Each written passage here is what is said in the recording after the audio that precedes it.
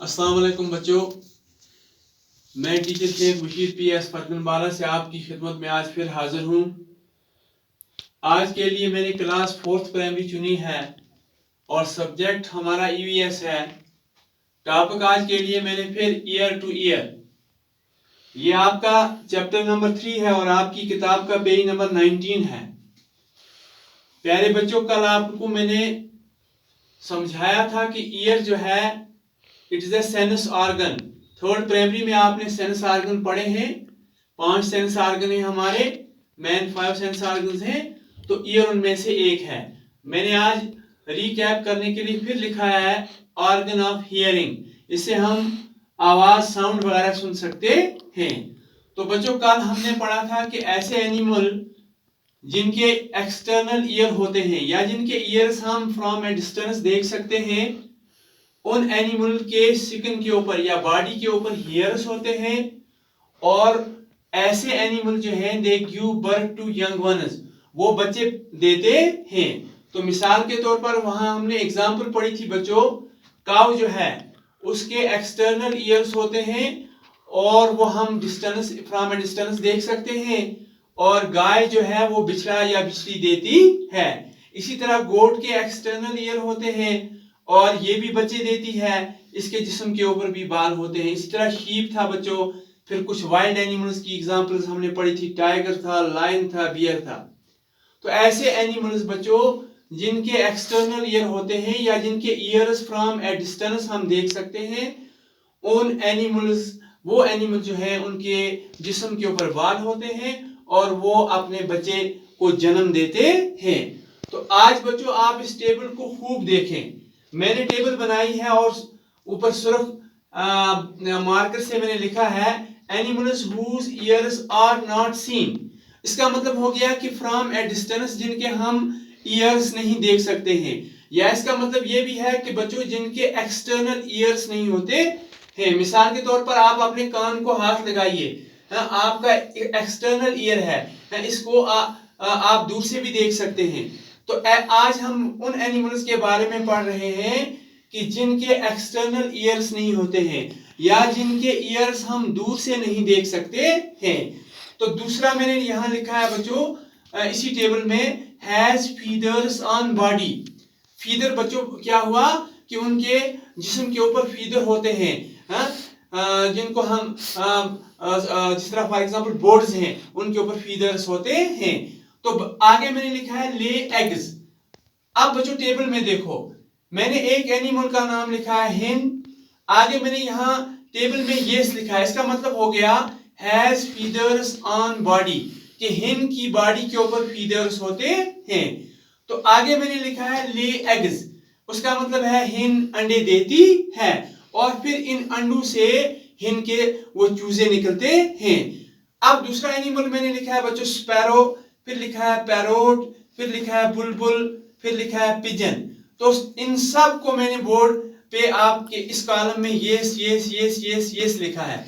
इसका मतलब हो गया कि ये सारे एनिमल जो बोर्ड पे मैंने 5 लिखे हैं, इनके जिस्म के ऊपर फीदर्स होते हैं, इनके स्किन के ऊपर फीदर्स होते हैं या इनकी बॉडी के ऊपर फीदर्स होते हैं। तो अगले वाले हिस्से में मैंने लिखा है बच्चों lay eggs, lay eggs, lay eggs, lay eggs, lay eggs. तो उसका मतलब है कि ये 5 के 5 एनिमल जो बोर्ड पे मैंने लिखे हैं, ये सारे क्या करते हैं, दे ले एग्स, ये अंडे देते हैं और फिर इनके अंडों से चूजे निकलते हैं, इनके बच्चे निकलते हैं। आप इस लिस्ट को बच्चों और भी बढ़ा सकते हो। फॉर एग्जांपल आप हाउस स्पैरो लिख सकते हो, फॉर एग्जांपल आप इसमें क्रो लिख सकते हो, कौवा लिख सकते हो, फॉर एग्जांपल इसमें आप पिजन मैंने लिखी है, इसमें आप पीकॉक लिख सकते हो। तो बहुत सारे ऐसे एनिमल लिख सकते हो जो अंडे देते हैं। तो आज उसका मतलब है आपने पढ़ा ऐसे एनिमल्स जिनकी बॉडी के ऊपर फीदर्स होते हैं, उनके एक्सटर्नल ईयर्स नहीं होते हैं। अगर से उनको ईयर्स होते हैं छोटे छोटे सुराख नुमा ईयर्स, लेकिन उनके ईयर्स को हम दूर से नहीं देख सकते हैं। और ऐसे एनिमल जो है दे ले एग्स, ये अंडे देते हैं।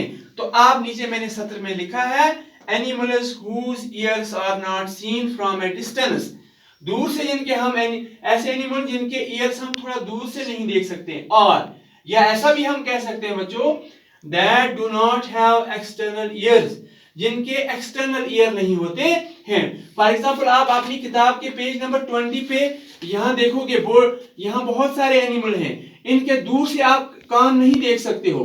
हाँ, तो ऐसे एनिमल्स के बॉडी के ऊपर फीदर्स होते हैं और फिर ये एनिमल्स जो हैं ये अंडे देते हैं। अब मैंने कहां तक पढ़ा था, और that do not have ears on the outside, और have feathers on their body, इनकी बॉडी के ऊपर फीदर होते हैं, एंड दे ले एग्स, और ये अंडे देते हैं।